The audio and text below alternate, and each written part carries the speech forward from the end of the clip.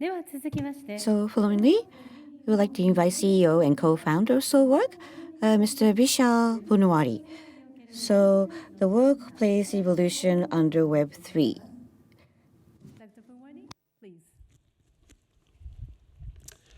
Alrighty. Hi, everyone. Thank you so much for having me here. This is my first time in Japan, and I've wanted to come here since I was about 15 years old, so this is very special to me. Thank you. So I'm Vish, the founder and CEO of SoulWork, the workplace metaverse.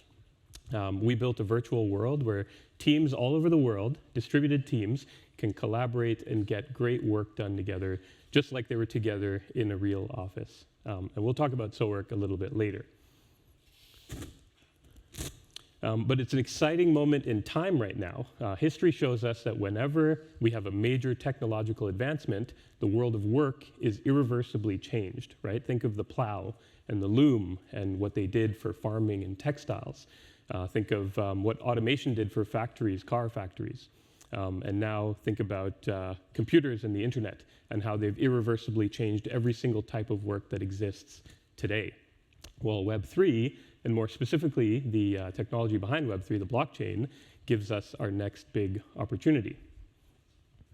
But let's first go back in time, because there's been an increasing trend of transitioning from centralized to decentralized over the past 10 years or so.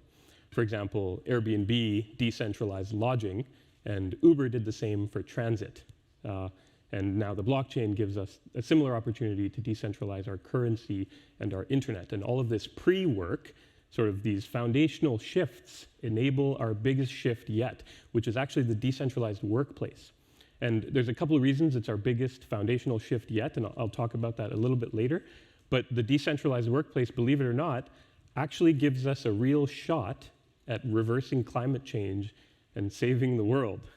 And I know we're at a Web3 conference, and I'm up here talking about climate change and saving the world in a 10-minute talk, but it'll all make sense soon, I promise.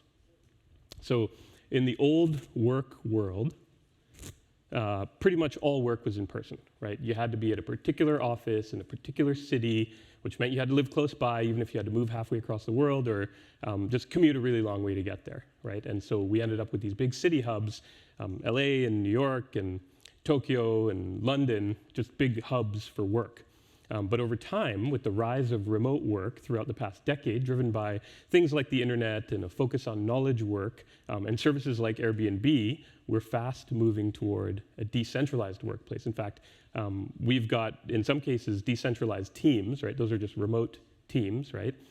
Being paid decentralized currencies to work on decentralized applications on top of decentralized infrastructure. And I could say decentralized a few more times if you'd like, but it's really an interesting time that we're living in.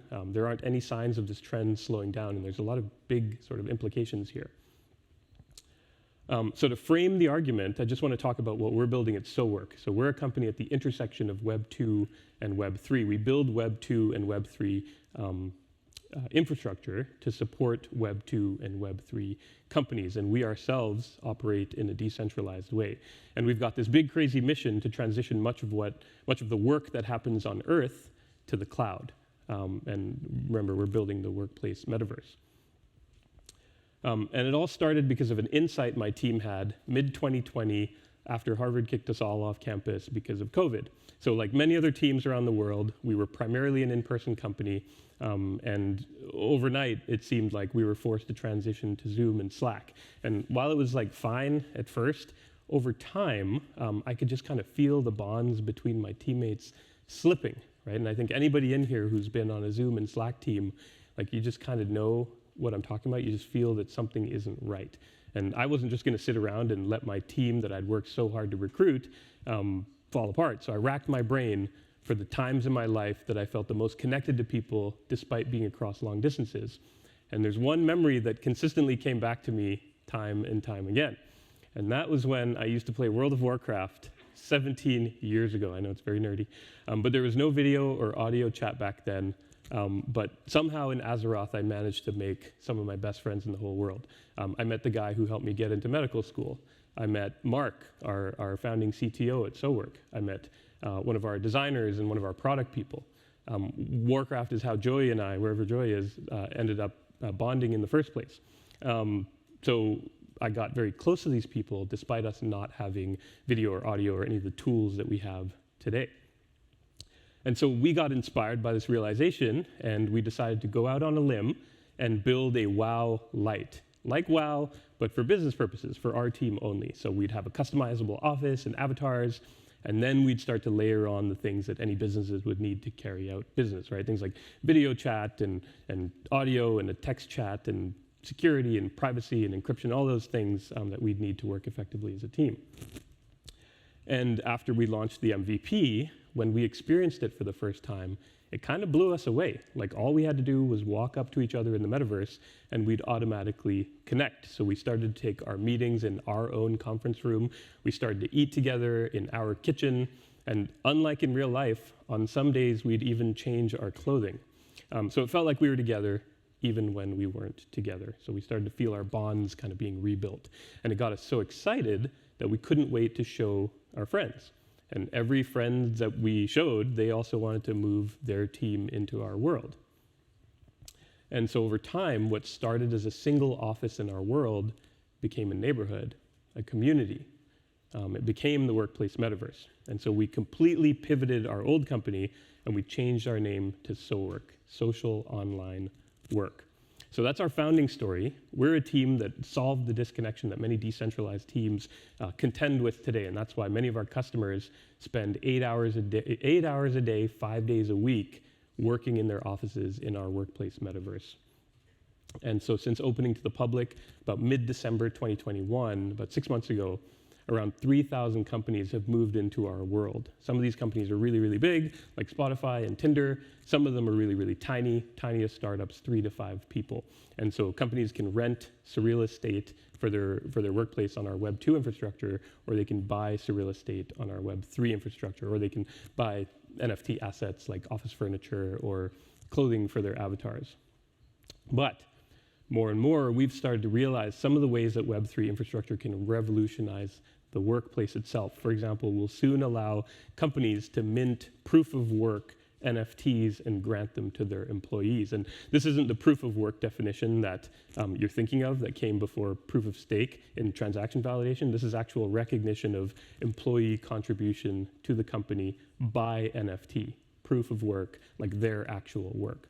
And that's tied to their identity. In gamer speak, it's soul-bound, ideally forever. And so you can imagine how you can start writing smart contracts around achievement within a company based on an employee's work outcomes or presence of, say, particular teammates during key company moments, say, a big product launch or a big fundraise or the IPO. So it'll be like the Web3 version of LinkedIn, but verifiable and true. And so this is just the start of what we're cooking up at the intersection of workplace and Web3 at SOWork. So I want to just switch gears a little bit now and talk about 2 of the challenges ahead for decentralized organizations on Web3 infrastructure.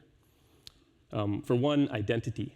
And we heard about this from previous speakers, but identity, control over your own identity, is one of the key central debates in Web3. So we don't know what the future workplace will look like yet, but identity really is one of those areas to watch. For example, we know from plenty of business school studies that close connections with your teammates pretty much always results in better business results.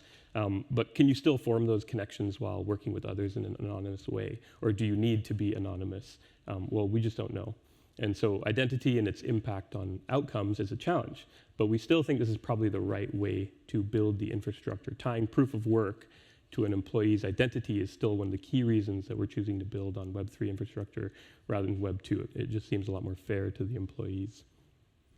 And then there are DAOs, which, as we've heard about all day, there's some very good and some very bad ideas about work within DAOs, at least for now. So one probably very bad idea is that you'll be able to contribute several hours per week to several different companies. I think if you do that, you'll find that you're not able to contribute meaningfully to each company, and you may not want to be involved in the governance. There's also the state of DAO smart contracts, so I won't go into them here, but suffice to say that simple accounting transactions are relatively simple to facilitate by smart contracts, right? That's a science. Whereas the art of business, right? For example, judgment calls by a CEO or staff, well, those aren't really, may not lend themselves well to being automated. DAOs are rapidly evolving, though, to give them credit. And if workplace broadly happens on Web3 infrastructure, then they at least have the best chance to evolve in the right way. Fortunately, we don't have to solve all of these challenges immediately for good things to start to happen. For example, Web3 companies are already much more likely to embrace the idea of decentralization in its many forms. So their employees can probably already work from anywhere and be around their loved ones. And the organizations probably don't have office space, so they can save on office costs and commuting time, and they probably already hire from anywhere. So those are some benefits that they realize already. So let's just imagine these practices at scale. So we started So Work in Boston, but what happens when it's not just teams in Boston that are working away in the workplace metaverse? Well, what if it's all of US and all of Canada and Europe and Asia? Well, all of a sudden we've massively shifted how work happens, which massively reduces our carbon footprint as a species, right? Because whether we like it or not, business practices massively impact planetary health. So I hope you see that the future of work in Web3 is really a transformative space. So by building the future of workplace on Web3 infrastructure, not only do we create a much more equitable system of relationships between companies and their people, but we may just end up saving the world along the way. Thank you for listening.